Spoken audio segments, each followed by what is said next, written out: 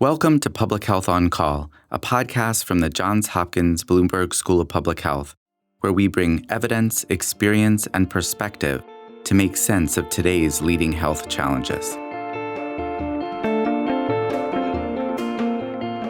If you have questions or ideas for us, please send an email to publichealthquestion@jhu.edu. That's publichealthquestion@jhu.edu for future podcast episodes. It's Lindsay Smith-Rogers. Today, Stephanie Desmon talks to Dr. Katelyn Jetelina, who became known during the pandemic as your local epidemiologist on social media. They talk about the impacts of mass shootings far beyond those directly affected and discuss the benefits and drawbacks of active shooter drills in schools. Dr. Jetelina also talks about why she's confident that we will one day solve the problem of gun violence. Let's listen. Katelyn Jetelina, thanks so much for joining us. Yeah, thank you for having me. I'm excited to be here. So you are known on the internet as your local epidemiologist. Tell us what that means. Yeah, I am. I kind of stumbled into this role. Before the pandemic, I was just an epidemiologist. I was an academic. I had a research lab, and I think we'll get into that research context later. But the pandemic started hitting the United States hard in the early March of 2020, and a lot of faculty, staff, and students had a ton of really good questions. And so I just started an email that then morphed into a social media page that has now morphed into a newsletter. And so, yeah, I'm your local epidemiologist. My newsletter has touched about 330 million people in 166 countries. And so to me, that was one sign that this is greatly needed and continues to be greatly needed for other public health topics as well. We actually started the podcast here at the same time, and we have morphed from all COVID all the time to a variety of topics. I think the most interesting thing for me in 2023 is if us public health professionals can utilize the attention public health has to show people that public health goes beyond a pandemic and beyond infectious diseases and touches on our lives every single day. So to be determined. So I wanted to talk today about two recent topics you wrote about in your newsletter, and they both are around mass shootings, which of course we've seen a huge spike in this last year. First, I want to talk to you about active shooter drills. When I was in school, we did not have active shooter drills. Columbine had not happened. These were not things that were on our radar. Things have really changed. And I'm wondering if you could talk a little bit about where these came from and how widespread they are. Yeah, so before we jump in, I think it's really important to understand the terms here too, because active shooter drills have become a catch-all kind of phrase for very different types of drills. You have lockdowns, you have active assailant drills to all full-scale exercises. And these drills aren't necessarily the same, but they rather exist on this continuum of options that school districts face in safety preparedness planning. And so I think it's important to delineate those because all of them can have different levels of effects, impact students and schools differently, and also their effectiveness is different as well. But one of them, the active assailant drills, has started to look at, in the research, the benefits and harms of them. And so in one of my posts that I started outlining them, that we know that well, first of all, they've been very difficult to measure because they've actually are considered pretty rare compared to other bad things that can happen to kids. And because of that, the uncertainty of measuring and the preciseness of measuring effectiveness is difficult. But we do know that lockdown drills are effective in emergency preparedness, and lockdown drills started, like you said, in the beginning of Columbine. And I would say about 95% of schools nationwide have lockdown drills now. But that is very different than the active shooter drills. And these active assailant drills have risks. And so some schools pretend that a shooter is on campus and makes noises or jiggles handles. that has inherent risks for students. And we're finding that there's really fear and inflated perceptions of school safety, as well as the mental health impact among children is significant, and it remains elevated over time, at least 90 days after the drill. And so I think the question is about what type of drill is being implemented and whether the short-term benefit, which includes emergency preparedness, is really worth the potential long-term impacts. And I don't think we have an answer for that. And it's something that we as a society, as a population, I think really need to figure out so children can feel like they're still safe at school, and who's active in those drills and why. So what you're saying is that some of the more aggressive forms of this drill are actually frightening children more than they're really helping them. That's right. And we know that these assailant active shooter drills are not our only option. We have really proven school safety strategy beyond these drills. But if these drills are needed, the National Association of School Psychologists recommend just looping in teachers and staff. So if a school does these drills, they should absolutely only include staff, or if they're including children, do not include stimulations that mimic an active shooter. Clearly announce the drills and really provide sufficient information to parents before they occur, so parents can also help children navigate such drills in real time. And so we have lockdown drills in schools nationwide, but mass shootings aren't just confined to schools. Is this something that we should be doing more widespread?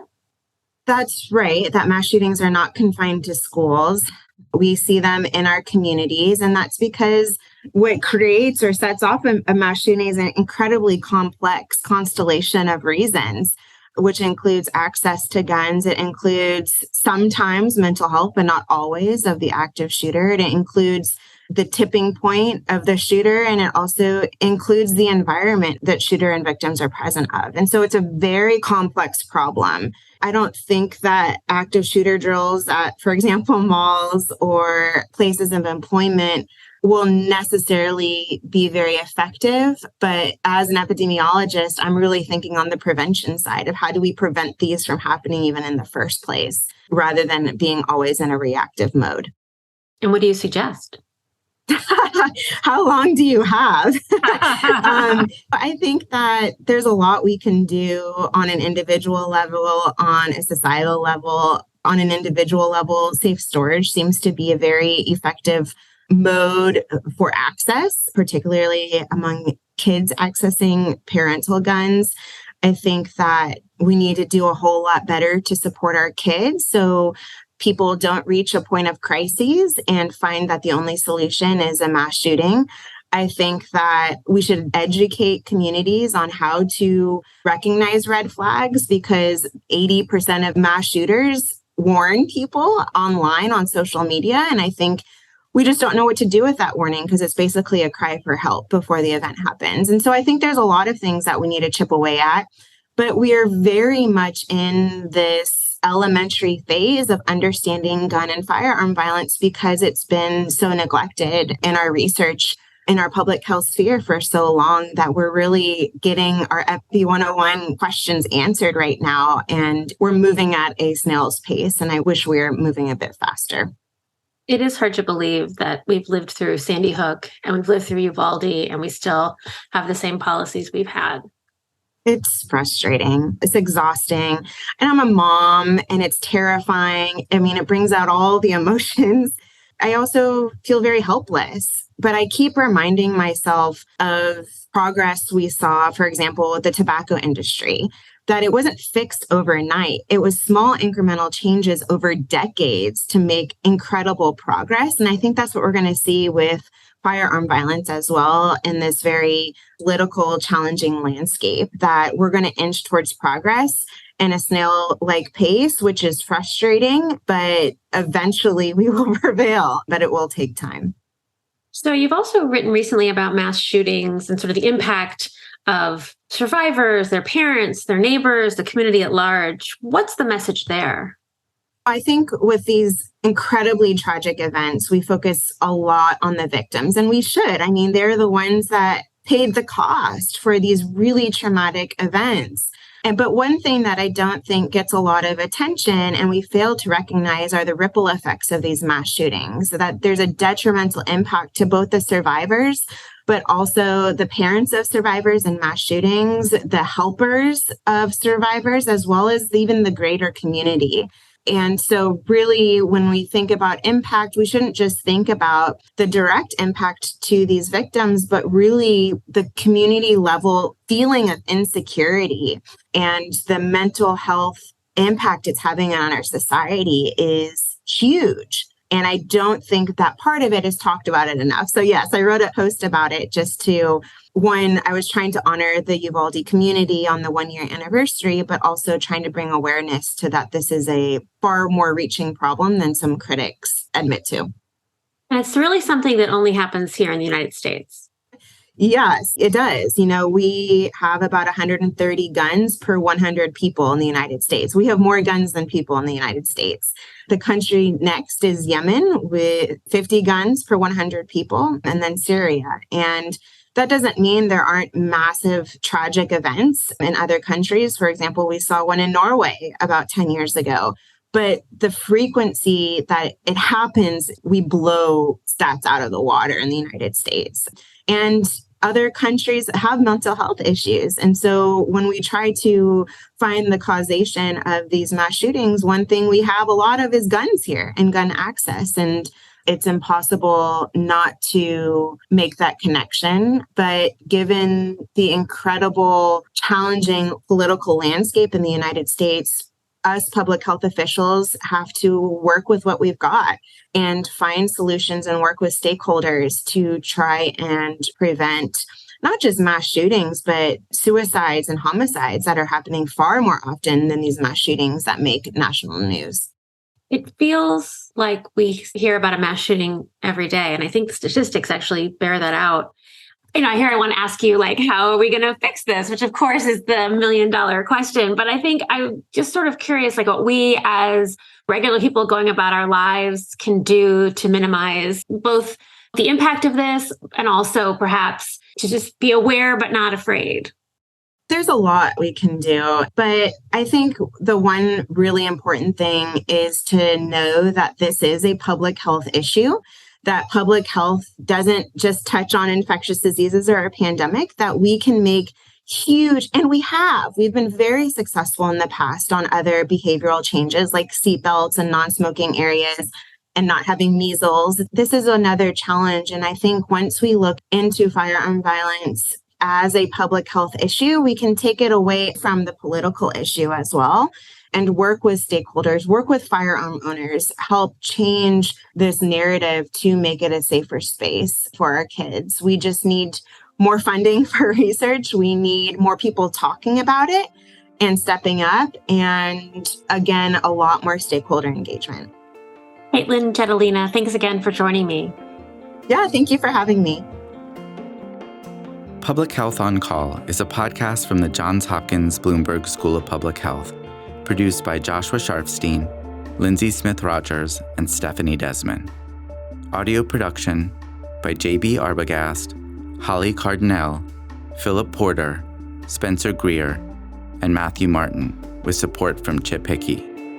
Distribution by Nick Moran. Production support from Catherine Ricardo. Social media run by Grace Fernandez and Shian Briscoe.